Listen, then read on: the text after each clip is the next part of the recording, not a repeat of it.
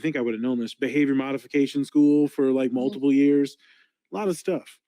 But my brother's been diagnosed autistic since I think he was like 5-ish, maybe 3-ish. Mm-hmm. So then I start getting older and older and older. I'm like, wait a minute, Dad, you're the autistic one. And he's like, no, I'm not. And I'm like, yep, you are. And then we'll have these moments where he's like, damn it, I'm autistic as hell. Yeah. It's pretty cool. So what's your experience like helping people unpack that stigma? Because a lot of times that knee-jerk, like, oh, it's not me, comes from a lot of stereotyped information and the rampant disability stigma. Yeah, so it comes from like, right, this ableism stuff. It comes from, I don't want to be seen as disabled. I don't want to be seen as less than. I don't want to be seen as the R word. And so you unpack it as curiosity. You unpack it as, this is a thing already. I know your brain's different. We're just trying to figure out how different is it. So you come at it with like love, but also fun. So I'm a quirky, kind of weird. And I'm like, well, I can't have autism because of this, this, and this. And I'm like, hey, I'm sitting right in front of you, autistic as hell, with a doctorate, and I can talk good and all this stuff, right? So I don't want to get in if it's disabling or not disabling, but because there's a lot of disabling stuff for me, but there's also I'm not like disabled where I can't executive function on anything. And so a lot of people think that executive functioning or cognitive abilities is tied into autism.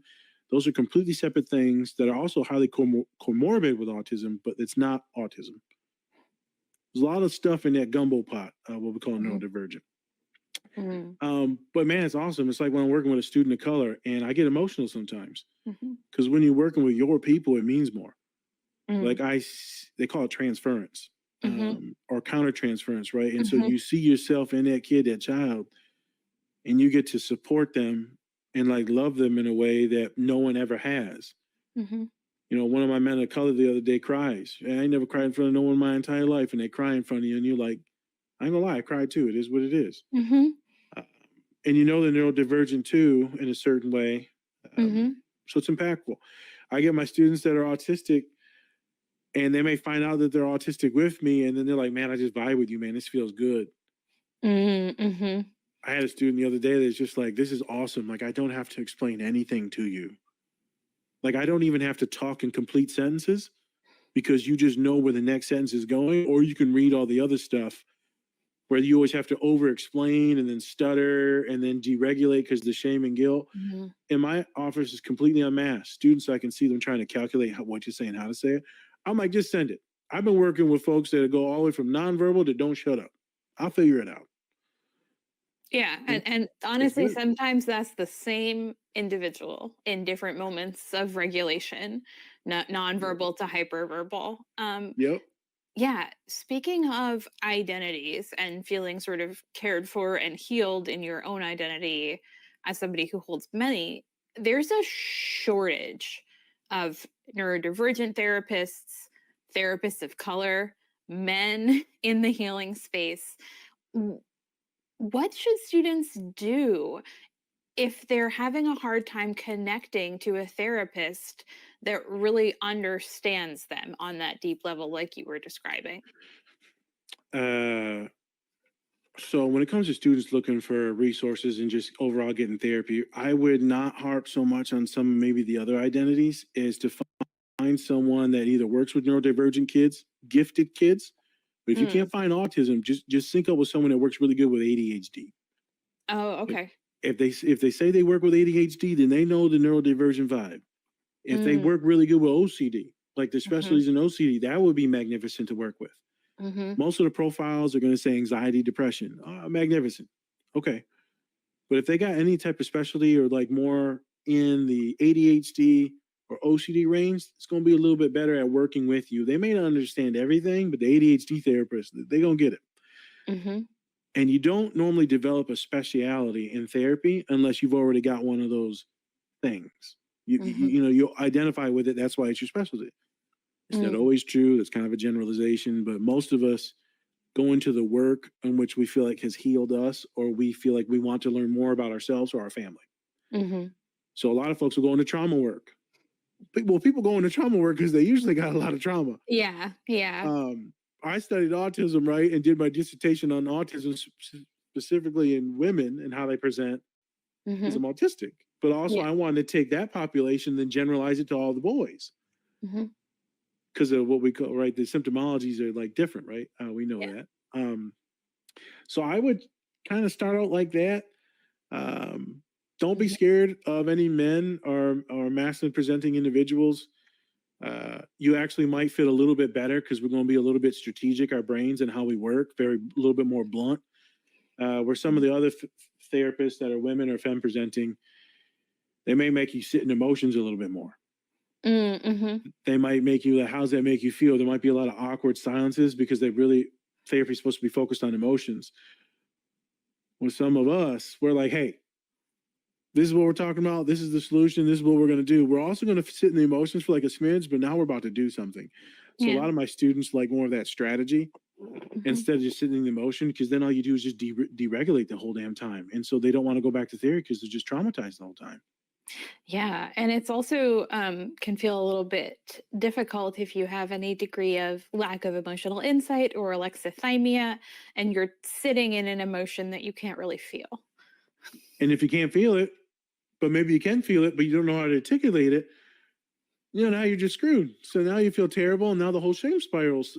So if you have someone else that doesn't just sit in emotions or just like make you talk the whole time, because a lot of my autistic clients are like, give me questions, I'll answer them. I'm like, oh, I'm good at questions.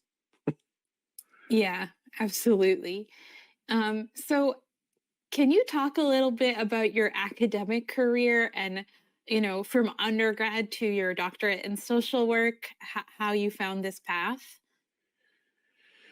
So as I told one of your colleagues, it's been a long path, so it's a long story. Fair enough. Yeah. You're talking elementary school. You're talking about a lot of deregulating, behavior modification school. You're talking about being in special ed until 9th grade. You're talking about, dyslexia, not being able to read well, and everyone thinking that I was stupid, me thinking that I was stupid. But then I'm excelling in mathematics and science, and like I'm in like 9th grade level math homework in this specialized school, but like I'm in like 2nd grade reading. And then they give me like Ritalin. And does that help? It didn't really help me, but it did help me. But I don't take any medicine now. So things changed a lot also when my father got out of prison. So that changed everything. Because now you have someone showing you this is what it takes to be a good boy. This is what it takes to be a good student. This is what it takes. I had that motivation and passion to like actually sit down and read at that moment, which then parlayed me into doing really good in academics. Then parlayed me to being a really big athlete. So I went to college for like athletics and football. I quit that, focused on school because I'm not smart enough. Like it's not easy enough for me. So I had to quit football. Yeah, you needed that time. I needed the time. And so I pivoted from becoming a doctor to physical therapist because I love muscles. Eventually, I pivoted into doing therapy because I couldn't get into the doctorate of physical therapy because it was just a waiting list. It was too long. You need like a 3.8. I had like a 3.4, 3.5. Okay. Yeah. But in the meantime, so I'm going to pivot the conversation into this. Writing was always my worst part. The reason why I couldn't get into being a physical therapist, because all my lab reports, all my papers are always like D's and C's. I see. Okay. And that made it hard to get that 3.8 GPA that PT schools need to see. Okay. How do you get those 4.0s if your papers are always coming in underperforming? And my professors be like, you've got tons of resources and articles in your site. It's magnificent. I don't know what the hell you're saying. The sentence structure would be so poor. The grammar, in the spelling, it would be horrible. And I would never reread my papers because of the shame and the hatred I had because I felt so stupid. So then I get to my master's program and my professor's like, bro, you got to reread your articles like about 8 or 9 times.